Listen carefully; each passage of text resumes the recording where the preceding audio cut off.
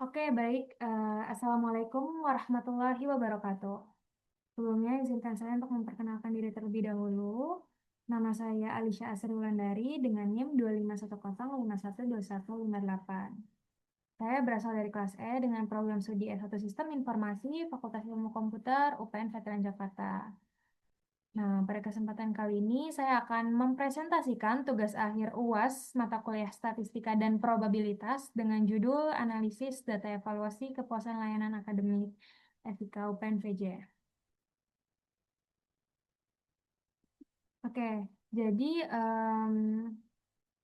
analisis ini itu akan membahas tentang data evaluasi kepuasan mahasiswa terhadap pelayanan akademik dengan fokus pada pengambilan sampel, statistik deskriptif, pendugaan parameter, dan juga uji hipotesis rata-rata. Di sini saya akan masuk ke bagian tujuan analisis dari laporan ini. Nah, tujuan analisis dari laporan ini itu adalah untuk mengetahui gambaran kepuasan mahasiswa berdasarkan data sampel, kemudian menghitung interval kepercayaan 95%, dan menguji apakah rata-rata kepuasan mahasiswa sudah berada di atas kategori cukup. Oke, kita langsung masuk aja ke data dan sampel di file Excel-nya. Jadi di sini kita masuk pertama-tama ke data Excel yang sheet bagian data 100 responden. Nah, dataset ini itu berisi 100 responden mahasiswa dan data ini itu merupakan data dummy. Jadi hasilnya itu tidak benar-benar digunakan untuk menilai kondisi real layanan akademik FIK di UPNPJ. Data ini itu digunakan untuk latihan analisis statistik pada mata kuliah statistika dan probabilitas.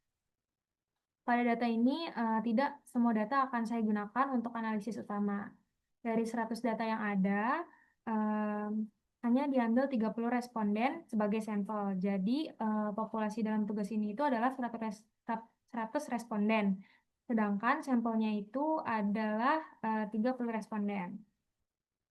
Lanjut, kita akan masuk ke bagian teknik sampling. Nah, di sini itu teknik yang digunakan adalah teknik random sampling atau biasa disebut dengan pengambilan sampel acak sederhana. Simple random sampling sendiri itu artinya setiap responden punya peluang yang sama untuk terpilih sebagai sampel.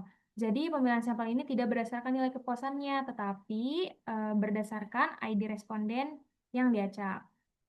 Karena yang diacak itu adalah ID respondennya, bukan nilai kepuasannya, maka responden dengan nilai kepuasan tinggi, sedang maupun rendah em, akan bisa terpilih dan punya peluang yang sama untuk terpilih. Jadi ini tuh sangat penting supaya soal analisisnya tidak bias. Kemudian di sini ada langkah-langkahnya. Nah, pada Excel ini, setiap responden itu akan diberi angka acak. Jadi setelah itu datanya akan diurutkan berdasarkan angka acak tersebut. Dari hasil pengurutan itu diambillah 30 responden pertama sebagai sampel final. Setelah sampelnya ini sudah terpilih, data sampelnya akan dikunci supaya tidak berubah lagi ketika file dibuka kembali. Langsung saja di sini kita masuk ke bagian yang sampel 30 responden. Ya. Jadi pada bagian sheet ini itu berisi 30 responden yang sudah terpilih sebagai sampel. Nah, data sampel inilah yang digunakan untuk perhitungan statistik deskriptif, pendugaan parameter, dan juga uji hipotesis. Dan untuk skala Likert yang digunakan itu adalah skala Likert 1 sampai 4. Dalam analisis ini, nilai 3 itu akan digunakan sebagai batas kategori cukup. Lanjut, di sini kita akan masuk ke bagian uji hipotesis, atau kalau misalnya di laporan itu akan ada di bagian variabel yang dianalisis. Tapi kita akan buka di bagian file Excel ini. Kita akan buka di bagian uji hipotesis. Oke, jadi di sini variabel utama yang dianalisis itu adalah Y rata-rata kepuasan. Nah, variabel ini itu menunjukkan rata-rata skor kepuasan mahasiswa terhadap pelayanan akademik. Dan untuk variabel X-nya akan tetap ada di dataset, tetapi hanya sebagai informasi pendukung. Dan pada tugas ini itu tidak dilakukan analisis korelasi antara X dan Y. karena fokus tugasnya itu adalah hanya untuk menganalisis kepuasan mahasiswanya saja. Dan karena skala Likert yang digunakan itu adalah skala Likert 1 sampai 4, maka nilai 3 itu digunakan sebagai batas kategori cukup. Jadi uji hipotesis ini dilakukan untuk melihat apakah rata-rata mahasiswa itu lebih dari 3 atau belum. Jadi di sini juga saya akan menjelaskan sedikit tentang hipotesisnya. Untuk hipotesis H0-nya adalah XY kurang dari sama dengan 3, yang artinya rata-rata kepuasan mahasiswa ini belum lebih dari kategori cukup. Kemudian ada H alternatifnya, yaitu XY lebih dari 3, yang artinya rata-rata kepuasan mahasiswa ini lebih dari kategori cukup.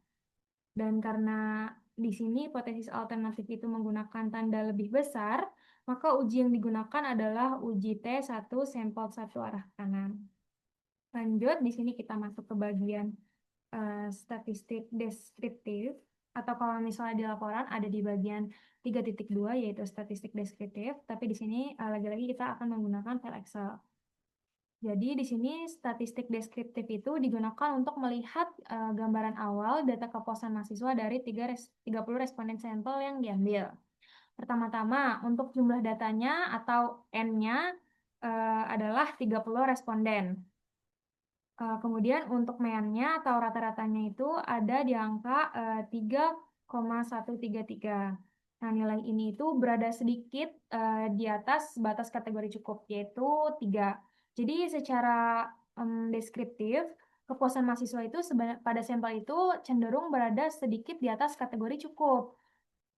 Dan untuk mediannya itu adalah 3,125. Nah, nilai median ini juga berada di atas 3.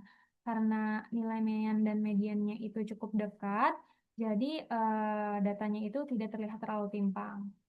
Kemudian ada standar deviasi. Di sini standar deviasinya itu adalah 0,575, dan ini itu menunjukkan bahwa jawaban responden itu masih bervariasi.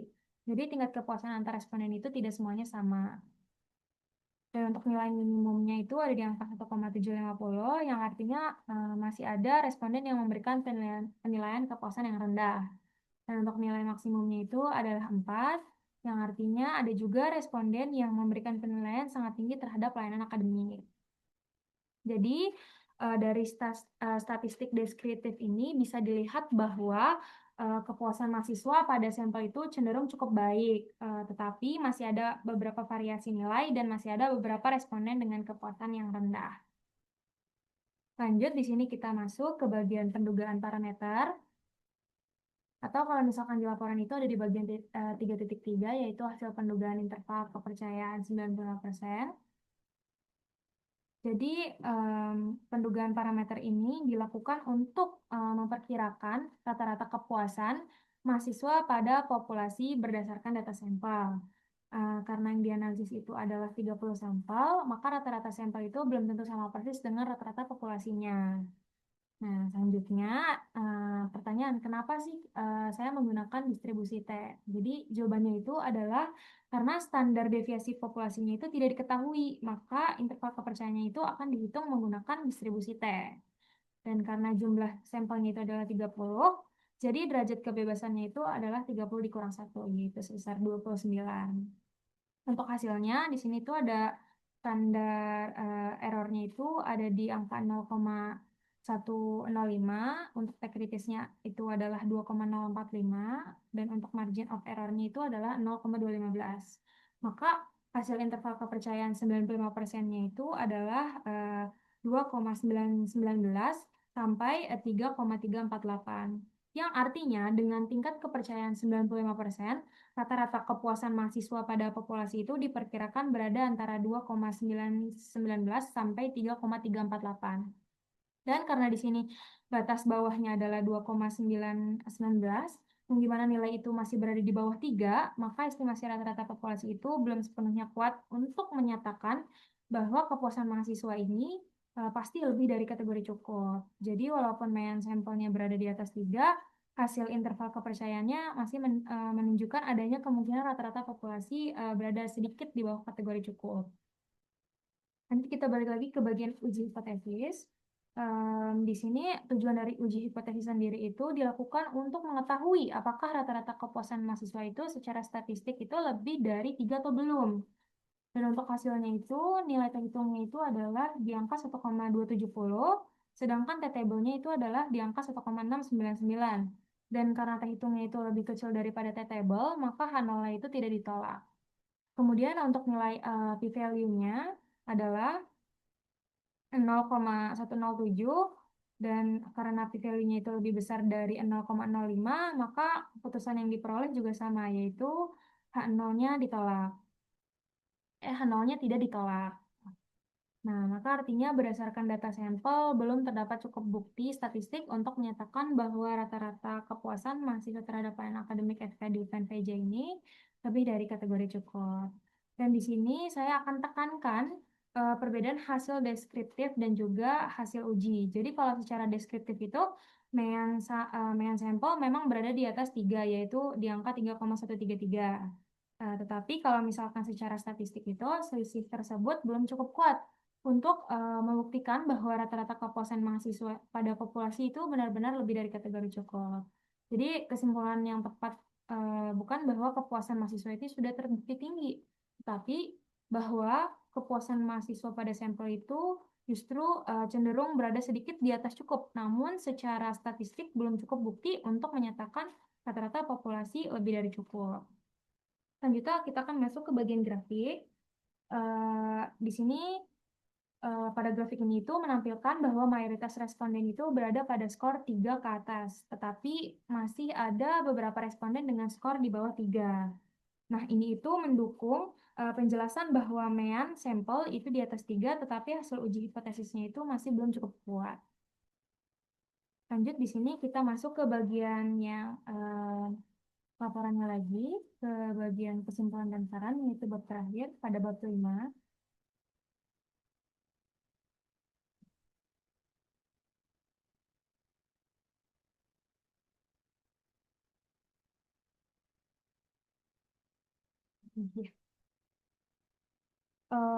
Untuk kesimpulannya, yaitu berdasarkan hasil analisis yang sudah kita lakukan sebelumnya, rata-rata kepuasan mahasiswa pada sampel itu adalah 3,133, dan secara deskriptif nilai ini tuh masih sedikit berada di atas kategori cukup. Namun interval kepercayaan 95% berada pada rentang 2,919 sampai 3,348, dan batas bawahnya ini masih berada di bawah 3. Dan untuk hasil uji hipotesis dan untuk hasil uji hipotesisnya juga menunjukkan bahwa H0-nya ini tidak ditolak karena terhitungnya lebih kecil dari T-table dan p-value-nya itu lebih besar dari 0,05. Jadi untuk kesimpulan akhirnya belum terdapat cukup bukti statistik ya untuk menyatakan bahwa rata-rata kepuasannya itu rata-rata kepuasan populasi mahasiswa itu lebih dari kategori cukup. Dan untuk bagian sarannya di sini, berdasarkan hasil tersebut ya, layanan akademik itu tetap perlu dievaluasi dan juga ditingkatkan. Perbaikannya itu dapat diarahkan pada kecepatan layanan, kejelasan informasi akademik, respon terhadap keluhan mahasiswanya, sampai sarana pendukung layanan akademiknya. Oke, mungkin Oke, mungkin segitu saja yang bisa saya sampaikan. Ya demikian penjelasan saya mengenai analisis data evaluasi kepuasan layanan akademik FK di PNVJ. Kurang lebihnya mohon maaf. Terima kasih banyak. Wassalamualaikum warahmatullahi wabarakatuh.